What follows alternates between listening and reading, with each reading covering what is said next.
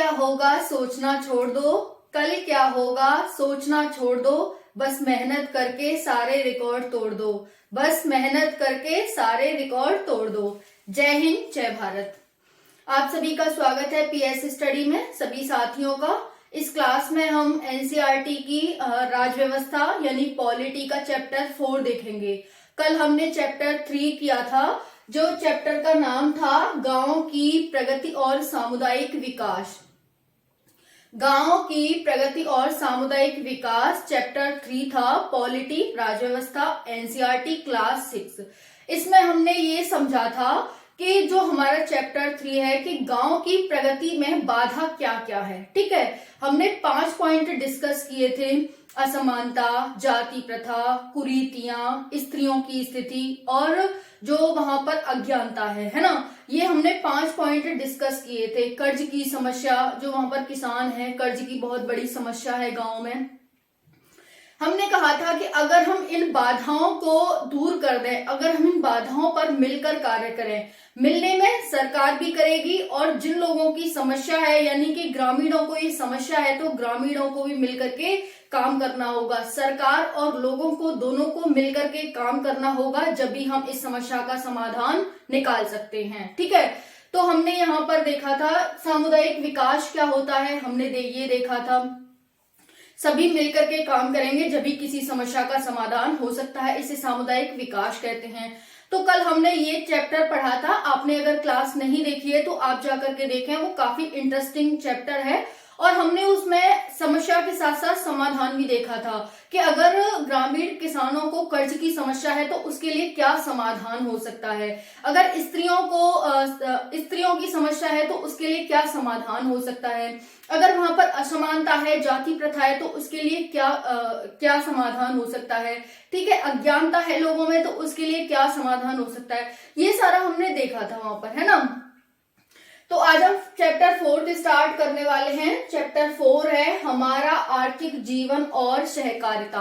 हमारा आर्थिक जीवन और सहकारिता, ये हमारा चैप्टर नंबर 4 है। हम इसमें पढ़ने वाले हैं। अब देखो, हमारा का मतलब मैं तो नहीं, आप तो नहीं, हम सभी। ठीक है, हमारा नागरिक, हमारा आर्थिक, आर्थिक का मतलब अर्थ, अर्थ मतलब पैसा, धन। ठीक है, जीवन का मतलब होता है हमारा जीवन, लाइफ, जिंदगी, है ना। और सहकारिता, सहकारिता का मतलब क्या हो गया, सहयोग, मिलकर काम करना, एक दूसरे का सहयोग करके जो हम काम करते हैं उसी को सहकारिता कहते हैं। ठीक है, तो हमारा आर्थिक जीवन और सहकारिता ये चैप्टर का नाम है। तो पहले हम देखेंगे कि हमारा आर्थिक जीवन, है ना। पहले हम इस पॉइंट को उठाएंगे, इन शब्दों को उठाएंगे और इस पर बातचीत करेंगे। ठीक है, तो हमारा आर्थिक जीवन क्या है, क्या होता है ये आर्थिक जीवन, देखते हैं। नागरिक जीवन पर आर्थिक जीवन का गहरा प्रभाव पड़ता है। नागरिक जीवन पर आर्थिक जीवन का गहरा प्रभाव पड़ता है। अब आर्थिक जीवन क्या था हमने देख लिया, पैसे, धन से संबंधित जो बात होती है वो आर्थिक जीवन में आती है। और नागरिक जीवन में जो किसी भी देश के नागरिक हैं, ठीक है, जिनको वोट देने का अधिकार है, सभी राइट्स होते हैं जिनको, उनको हम नागरिक कहते हैं। ठीक है, तो नागरिक जीवन पर आर्थिक जीवन का गहरा प्रभाव पड़ता है। नागरिक जीवन क्या हो गया, ठीक है, जिस भी देश में लोग रहते हैं उनको नागरिक कहते हैं। और आर्थिक जीवन क्या हो गया, धन की जो व्यवस्था होती है, धन का जो काम होता है उसे हम आर्थिक जीवन कहते हैं। ठीक है, अब यहाँ पर ये पॉइंट कह रहा है कि नागरिक जीवन पर आर्थिक जीवन का गहरा प्रभाव पड़ता है। अगर मैं भारत की नागरिक हूं, मेरे जीवन पर यानी कि नागरिक जीवन पर आर्थिक जीवन का गहरा प्रभाव पड़ता है। अगर मेरे पास अर्थ यानी कि धन यानी मनी है तो मैं कुछ अलग ही होंगी, यानी कि मुझे लोग पैसे वाला काउंट करेंगे। ठीक है, अगर मेरे पास पैसा नहीं होगा, धन नहीं होगा, मनी नहीं होगी तो मुझे लोग गरीब काउंट करेंगे। ठीक है, मेरे पास अच्छे कपड़े नहीं होंगे तो मुझे लोग भिखारी काउंट करेंगे। वही मेरे पास अच्छे सूट बूट होगा तो मुझे लोग बड़ा स्टैंडर्ड लेवल का ऑफिशियल एक काउंट करेंगे, है ना। तो यहाँ पर हमने क्या समझा कि नागरिक जीवन पर आर्थिक जीवन का गहरा प्रभाव पड़ता है। लोग किसी भी नागरिक के जीवन का अवमूल्यन कैसे करते हैं, किसी भी व्यक्ति के जीवन का पता कैसे लगाते हैं कि ये व्यक्ति अमीर है, गरीब है, उसके आर्थिक जीवन से। अगर ये अच्छा पैसा कमा रहा है इसका मतलब इसका जीवन अच्छा है इस नागरिक का। अगर ये पैसा नहीं कमा रहा है, इसके पास पैसा नहीं है, इसके पास अच्छे कपड़े नहीं है, अच्छा खाता नहीं है, इसका मतलब इसका आर्थिक जीवन बेकार है। तो वही है जो हमने गरीब और अमीर का जो डिवाइडेशन कर रखा है भारत में, वो सिर्फ आर्थिक जीवन के आधार पर, पैसे के आधार पर कर रखा है। इतना आप सभी को क्लियर हो गया होगा। तो नागरिक जीवन पर आर्थिक जीवन का गहरा प्रभाव पड़ता है। अब नागरिक जीवन कहाँ है? ग्रामीण यानी कि गांव में लोग रहते हैं और शहरों में लोग रहते हैं। जो ग्रामीण गांव में ग्रामीण जनता रहती है और शहरों में निम्न वर्ग रहता है, यानी कि ग्रामीण जनता और शहरों के निम्न वर्ग में हमने नागरिकों को डिवाइड कर दिया। नागरिक हैं, गांव में रह रहे हैं, हमने उसको ग्रामीण जनता कह दिया। शहरों में रह रहे हैं, उसको हमने निम्न वर्ग कह दिया। ठीक है। ये दोनों मिलकर के आर्थिक समस्याओं से घिरे हुए हैं, चाहे वो ग्रामीण जनता हो गई, चाहे फिर शहरों के निम्न वर्ग हो गए। हमने निम्न वर्ग क्यों कहा है? जो सिर्फ अपने पेट का पालन करने लायक ही वो पैसा कमाते हैं, उनको हमने निम्न वर्ग कहा है। और शहरों में भी इतना ही पैसा होता है, ज्यादा पैसा खेती से भी लोग नहीं कमा पाते हैं कि वो बहुत बड़ी बड़ी बिल्डिंग खरीद लें या फिर वो बहुत बड़े बड़े करोड़पति हों, है ना, ऐसे ही होते हैं। तो हमने नागरिक जीवन को ग्रामीण जीवन और शहरी जीवन में बांट दिया। ग्रामीण में क्या होती है? ग्रामीण जनता होती है और शहरों में निम्न वर्ग होता है। निम्न वर्ग जो शहरों में रह रहा है वो किस समस्या से परेशान है? हमने यहाँ पर कहा कि ये दोनों वर्ग है वो आर्थिक समस्याओं से घिरे हुए हैं। कौन कौन सी आर्थिक समस्याएं से घिरे हुए हैं? शहरों के निम्न वर्ग महंगाई के बोझ से दबे हुए हैं। जो शहरों में निम्न वर्ग है, जो अपनी आजीविका लायक ही पैसा कमाता है, वो महंगाई से दबा हुआ है कि अगर वो थोड़ा एक्स्ट्रा कमाता भी है तो फिर वो महंगाई में पैसा दे देता है, वो अपना पैसा सेव नहीं कर पा रहा है। ठीक है। दूसरा यहाँ पर है ग्रामीण जनता यानी कि ग्रामीण जीवन। ग्रामीण जीवन के जो लोग हैं वो ऋणग्रस्तता व धन की समस्या से ग्रसित हैं। ऋणग्रस्तता, अभी मैंने बताया ग्रामीण में हालांकि बड़े बड़े वहां पर जमींदार होते हैं, लेकिन फिर भी उनके पास इतना पैसा नहीं होता है, बहुत ज्यादा पैसा नहीं होता है कि मतलब वो बहुत ज्यादा पैसे वाले में काउंट हो, है ना। तो यहाँ पर कहा गया है कि जो ग्रामीण जनता है वो ऋणग्रस्तता व धन की समस्या से परेशान है और जो निम्न वर्ग है वो महंगाई के बोझ से दबा हुआ है। हम पैसे वाले की तो बात ही नहीं कर रहे, हम पैसे वाले की बात ही क्या करना, उसके पास तो बहुत पैसा है, तो वो इस समस्या से ग्रसित नहीं है कि वो पैसा की कमी से हो, ऋणग्रस्तता से हो, महंगाई से हो, उस पर कोई फर्क नहीं पड़ रहा है ना। हम यहाँ पर निम्न वर्ग और ग्रामीण जनता की बात कर रहे हैं। तो हमने यहाँ पर क्या देखा हमारे आर्थिक जीवन में कि हमारा जो नागरिक जीवन है उस पर आर्थिक जीवन का बहुत बड़ा प्रभाव पड़ता है। ठीक है। अमीर गरीब का वो डिवाइडेशन कर देता है समाज में। फिर ग्रामीण जनता और शहरों में निम्न वर्ग रहते हैं। ग्रामीण जनता ऋणग्रस्तता व धन की समस्या से परेशान है, वहीं पर शहरों के निम्न वर्ग महंगाई जैसे बोझ से दबे हुए हैं। ठीक है, ये हो गया। अब उसके बाद अब सरकार क्या कर रही है इन समस्याओं के लिए? ठीक है, समस्या तो है, लेकिन सरकार क्या कर रही है, चलो देखते हैं सरकार क्या कर रही है इन समस्याओं के समाधान के लिए। तो यहां देख सकते हैं सरकार इन समस्याओं को दूर करने का प्रयास कर रही है। सरकार इन समस्याओं को दूर करने का प्रयास कर रही है, किंतु जनता को भी इसमें सहयोग करना होगा। किंतु जनता को भी इसमें सहयोग करना होगा, यानी परस्पर मिलजुल करके सहयोग के साथ काम करना होगा। सरकार नीतियां ला सकती है, बहुत सारे कानून ला सकती है, बिल ला सकती है, लेकिन जब तक जनता उसमें सहयोग नहीं करेगी, जब तक ये सारी समस्याएं दूर नहीं होंगी। तो यहाँ यही कहा गया है कि ठीक है ये समस्याएं हैं, तो समस्याएं हैं तो सरकार इन पर काम भी कर रही है। ठीक है, अब जब सरकार इन पर काम कर रही है तो सरकार की ही जिम्मेदारी नहीं है कि इन समस्याओं को दूर किया जाए। जनता की भी इसमें सहयोग चाहिए, जनता की भी ये जिम्मेदारी है कि अगर उसे समस्याएं हैं तो उन पर वो काम करे। अगर सरकार उसे प्लेटफॉर्म, सरकार उसे ये अवसर उपलब्ध करा रही है कि हाँ हम आपको आर्थिक रूप से हर चीज से मदद कर सकते हैं, लेकिन आपको जागरूकता बढ़ाने का आपका काम है, आप इसको पालन करें वो आपका काम है, तो वो आपको करना पड़ेगा। अगर आप नहीं करते हैं तो ये समस्याएं ऐसी की ऐसी ही बने रहेंगी, बल्कि इसमें और वृद्धि हो जाएगी, छोटी समस्या से और बड़ी समस्याएं हो जाएंगी। इसीलिए हमारा ये कर्तव्य है और हमारा लाभ इसी में है कि हम इन समस्याओं पर सरकार के साथ सहयोग करें, सरकार के साथ मिलकर के काम करें। ठीक है, अब समस्या सुलझाने में मदद करता है। क्या करता है मदद? ये कह रहा है कि सरकार इन समस्याओं को दूर करने का प्रयास कर रही है, किंतु जनता को भी इसमें सहयोग करना होगा, यानी कि परस्पर मिलजुल कर सहयोग के साथ काम करना होगा, तभी हम इन समस्याओं को सुलझाने में हमारी मदद होगी, हम इस समस्याओं को सुलझा सकते हैं। इतना आप सभी को क्लियर हो गया होगा यहाँ तक। ठीक है, ओके। अब देखते हैं नेक्स्ट, सहकारिता क्या होता है। तो हमने समस्याएं देखी, समस्या के लिए सरकार काम कर रही है, लेकिन सरकार के साथ हमें भी मिलजुल कर काम करना होगा, तभी ये समस्याएं खत्म हो सकती हैं। ओके, अब देखेंगे हम, क्योंकि हमने चैप्टर में देखा था, चैप्टर के नाम में हमारा आर्थिक जीवन और सहकारिता। हमारा आर्थिक जीवन है, उसमें बहुत सारी समस्याएं हैं, सरकार काम कर रही है इस पर, हमको भी काम करना होगा, समस्याओं से निजात पा सकते हैं। हमारा इतना चैप्टर क्लोज हो गया। अब हमारा आता है सहकारिता क्या है। सेकंड पॉइंट था हमारा सहकारिता। तो सहकारिता क्या है देखते हैं। मिलजुल कर अर्थात आपसी सहयोग का दूसरा नाम ही सहकारिता है।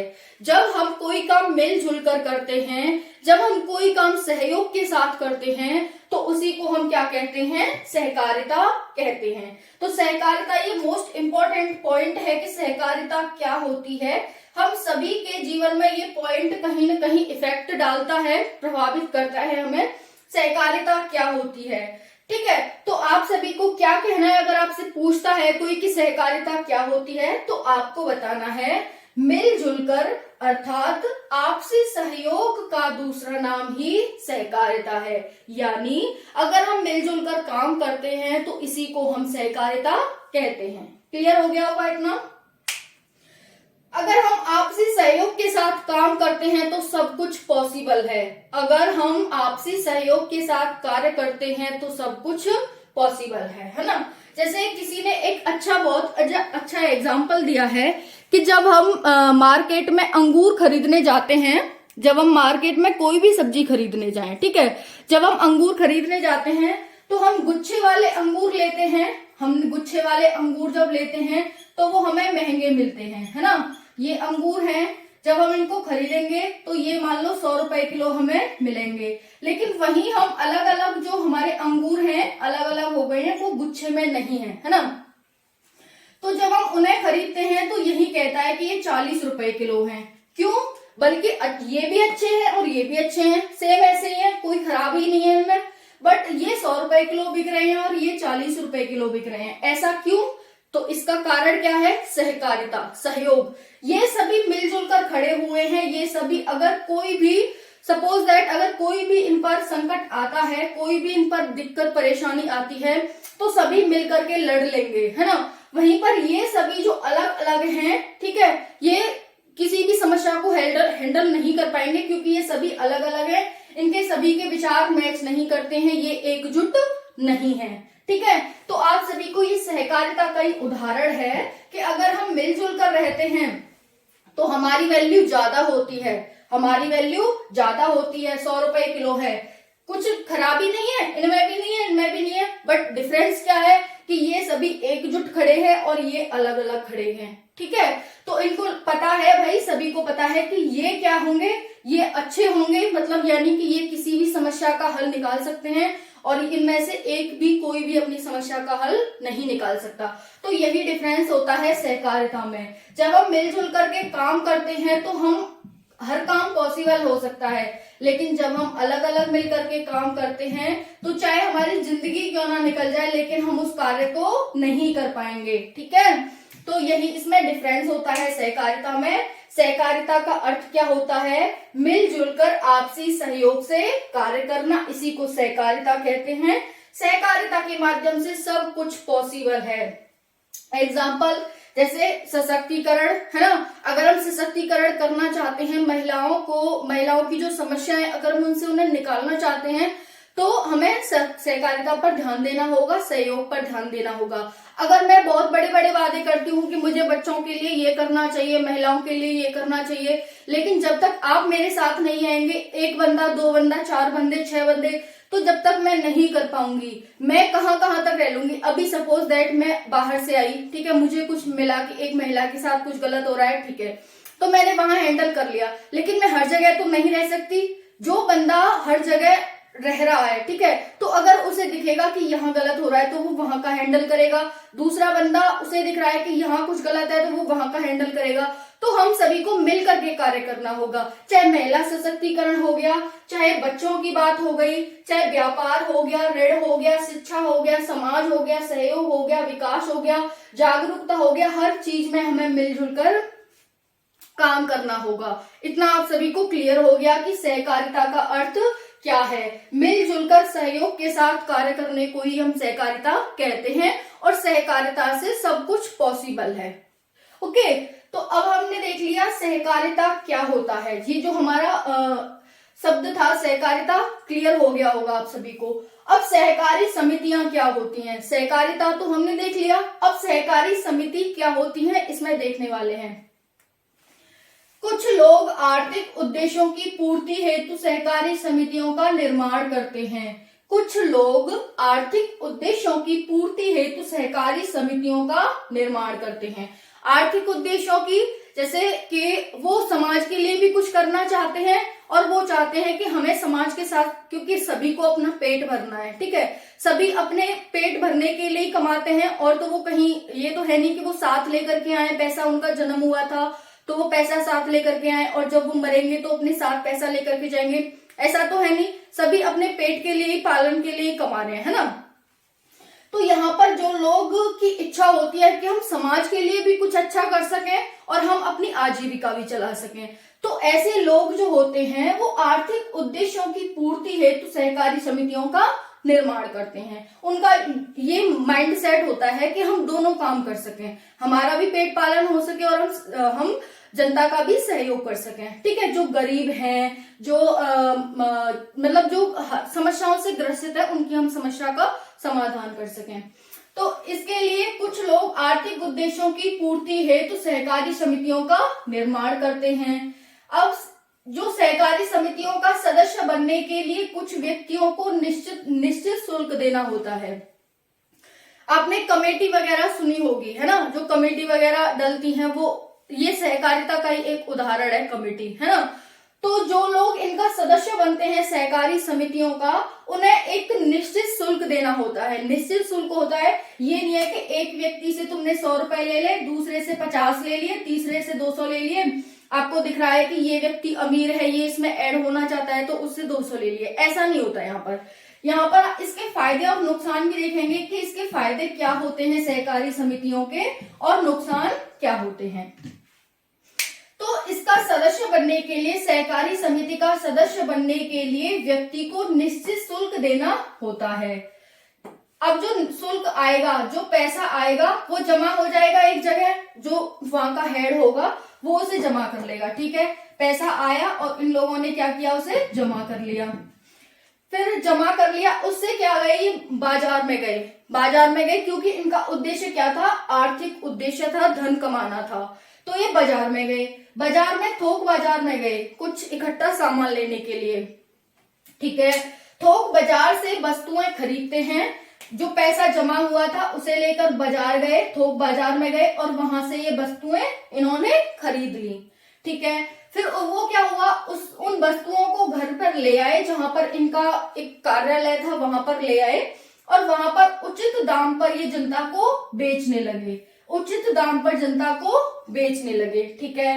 समिति इतना ही मुनाफा कमाती है जिससे कि उसका खर्च चल जाए।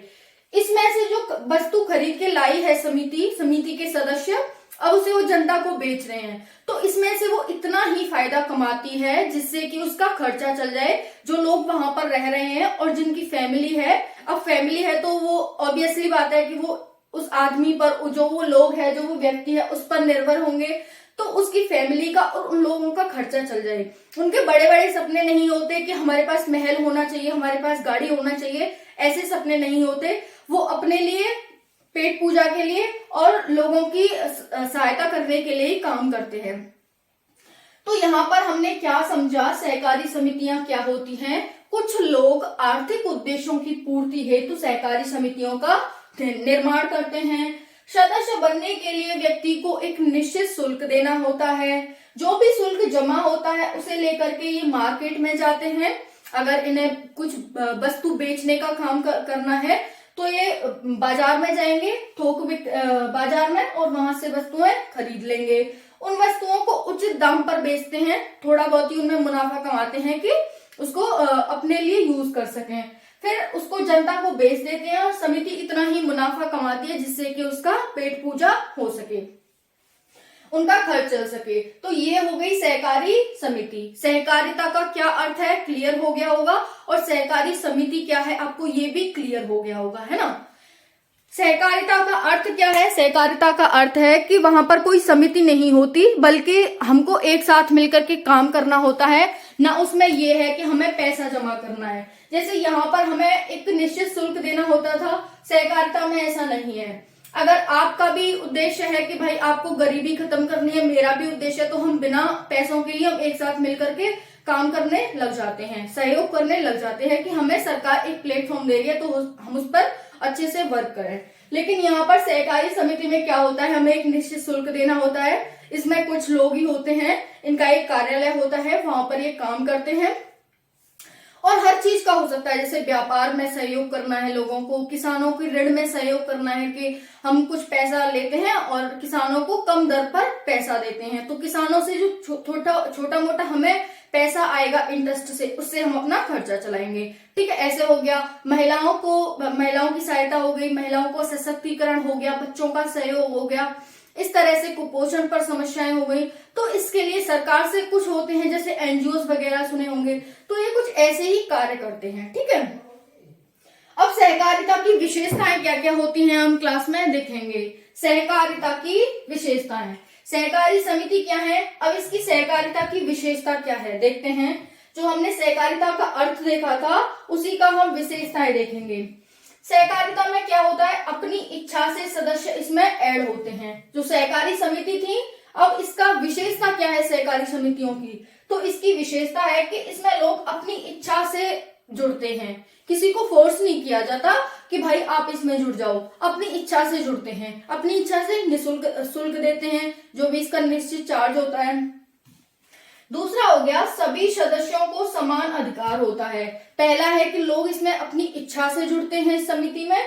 दूसरा हो गया कि इसमें समान अधिकार होते हैं, लोगों को समान अधिकार होते हैं। सहकारी समितियों की विशेषता कर लेते हैं यहाँ पर।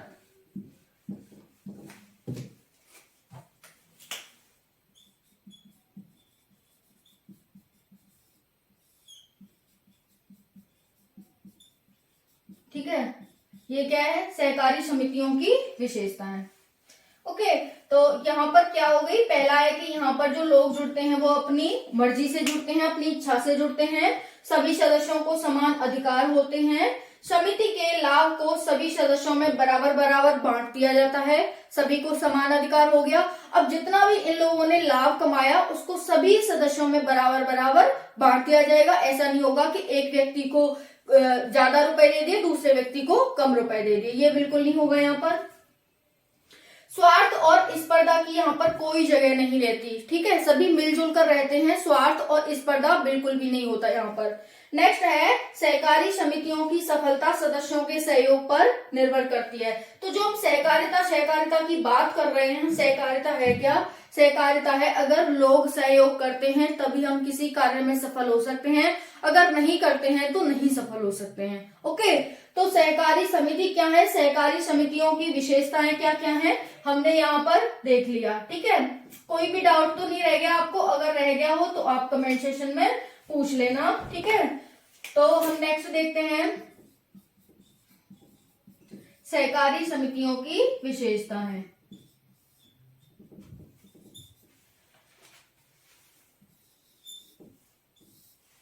ठीक है, अब हम देखते हैं सहकारिता के लाभ क्या होते हैं। सहकारिता का मतलब सहकारी समितियों के लाभ, जो हम यहाँ पर देख रहे हैं ना, ये तो सहकारिता के लाभ क्या क्या होते हैं, यानी सहकारी समितियों के लाभ क्या क्या होते हैं। एक ही बात है, चाहे आप सहकारिता कहो चाहे सहकारी समिति कहो, लोगों को मिलजुल कर ही काम करना है। तो सहकारिता के लाभ क्या हैं? मुनाफाखोरी से बचाव करती है। सहकारी समितियां होती हैं उसमें कोई भी मुनाफाखोरी नहीं होती, मैंने पहले बताया, ये इतना ही कमाते हैं जिससे कि इनका पेट पूजा हो सके, ज्यादा बड़ी इनकी इच्छाएं नहीं होती हैं। तो मुनाफाखोरी से बचाव करती है, बाजार में बढ़ती हुई कीमतों को रोकने में सहायक होती है। ये सभी चीज पे जैसे बाजार का काम करती है तो बाजार पर ध्यान रखती हैं कि कहीं रेट बढ़ तो नहीं रहे, तो जो निम्न वर्ग है उसको कहीं समस्या न हो जाए, है ना। तो ये बाजार में बढ़ती हुई कीमतों को रोकने में सहायक होती हैं, अपने सदस्यों को कम ब्याज पर कम दर पर कर्ज देती हैं। अपने सदस्यों को, जो समिति में सदस्य हैं, उन्हें कोई आवश्यकता पड़ गई, इमरजेंसी पड़ गई, तो ये क्या करती हैं कि अपने सदस्यों को भी कम ब्याज दर पर ऋण उपलब्ध कराती हैं। सूदखोरी से, जिससे कि बचा जा सकता है, सूदखोरी जैसी समस्या न हो जाए इनके साथ। सूदखोरी का मतलब कुछ गलत कार्य, जैसे ज्यादा पैसे लेकर के कम पैसे देना, या फिर पैसा कम दे रहे लेकिन उसका जो ऋण है, उसका जो दर है, ब्याज दर है, वो बहुत ज्यादा है, तो ये सब होती है सूदखोरियां, इससे बचा जा सके। किसानों, मजदूरों, शिल्पकारों, दफ्तर कर्मचारियों, सभी को सहायता प्रदान करती हैं जो ये समितियां होती हैं, सहकारी समितियां, यानी कि सभी के लिए कार्य करती हैं।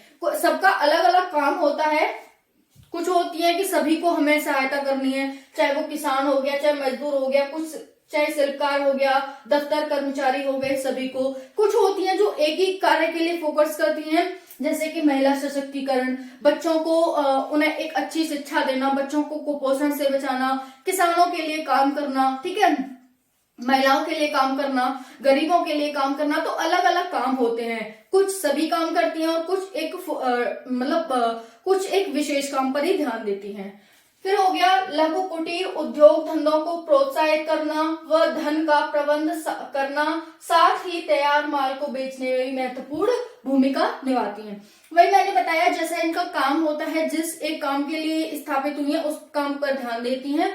सूदखोरी जैसी समस्या, मुनाफाखोरी जैसी समस्या, ठीक है, इन सब से बचाती हैं। ज्यादा ब्याज दर पर किसानों को ऋण देना, किसान है वो कर्ज के जाल में फंसते जा रहे हैं, तो ये बहुत सारे काम करती हैं। गांव में भी आपने सहकारी समितियां देखी होंगी। प्रमुख सहकारी समितियां देखते हैं, अभी तक कुछ समितियां गठित हुई हैं, देखते हैं।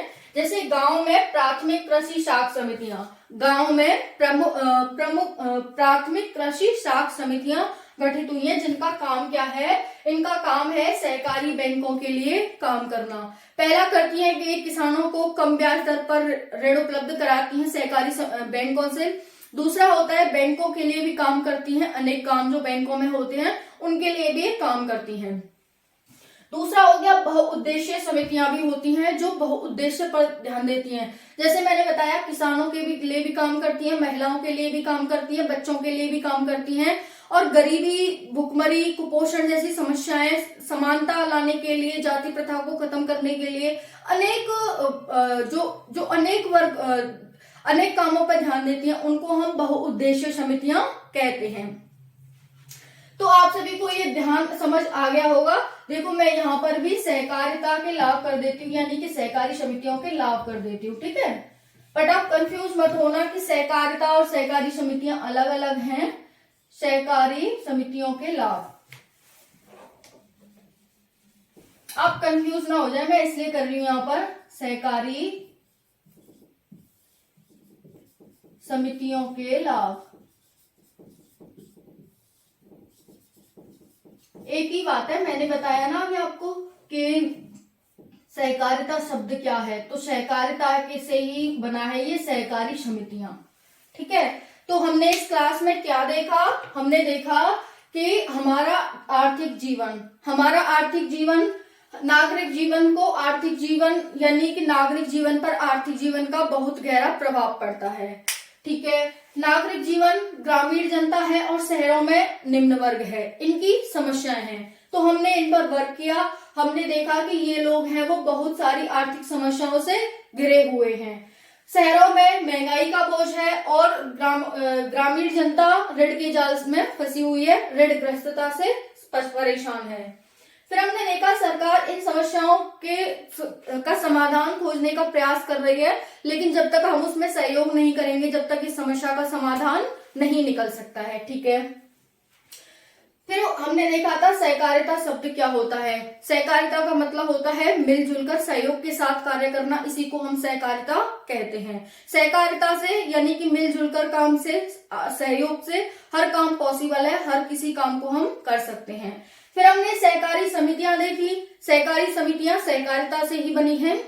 इसमें लोग मिलजुल कर काम करते हैं, एक निःशुल्क चार्ज देना होता है, मिलजुल कर काम करते हैं। फिर इसके क्या क्या लाभ होते हैं, क्या क्या इसकी विशेषताएं होती हमने वो देखी। फिर इसके क्या क्या लाभ होते हैं हमने वो देखे। फिर हमने कुछ सहकारी समितियों के उदाहरण देखे। तो ये हमारा क्लास 6 चैप्टर 4 पॉलिटी का चैप्टर 4 था, जिसका नाम हमारा आर्थिक जीवन और सहकारिता थी। ठीक है, तो आपको ये चैप्टर कैसा लगा कमेंट सेक्शन में जरूर बताना, और इसकी पीडीएफ टेलीग्राम पर मिल जाएगी। कल मिलते हैं नेक्स्ट चैप्टर के साथ। इसके बाद करंट अफेयर की क्लास आएगी, जिसे आप देखना ना भूलें। जय हिंद, जय भारत।